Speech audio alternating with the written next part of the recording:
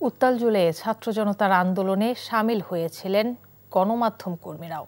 স্বৈরাচার সরকার internet shutdown করে যখন জনগণের উপর চালানো নারকীয় হত্যাযজ্ঞের তথ্য লুকাতে চেয়েছিল, তখন বিশ্বমঞ্চে প্রবাসী গণমাধ্যম কর্মীরা সেই ষড়যন্ত্র নস্যাৎ করে দেন।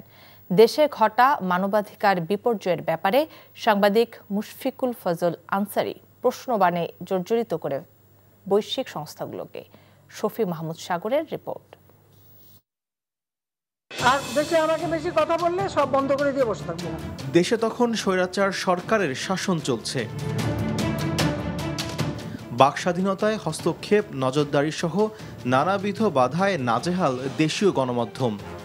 ক্ষমতায় থাকা আওয়ামী লীগের দুঃশাসনকে চ্যালেঞ্জ করা অনেকটাই নিজের পায়ে কুড়াল মারার মতোই আত্মঘাতী।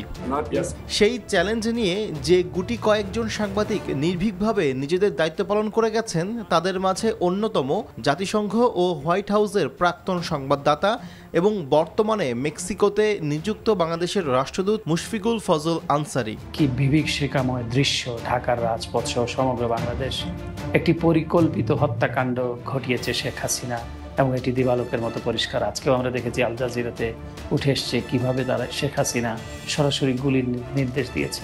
ফ্যাসিস্ট সরকারের রোষানলে পড়ে বাধ্য হয়েছিলেন দেশ ছাড়তেও, তবে থেমে থাকেনি তার প্রতিবাদী কণ্ঠস্বর।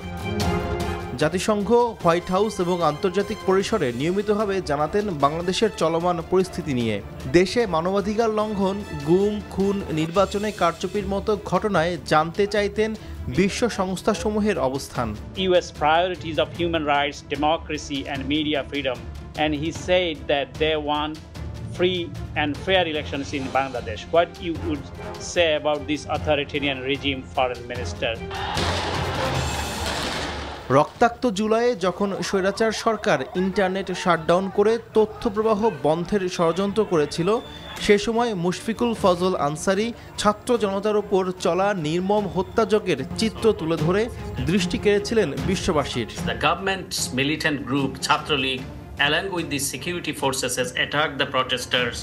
6 students have been killed in the brutal attack. Is the Secretary General aware of the situation?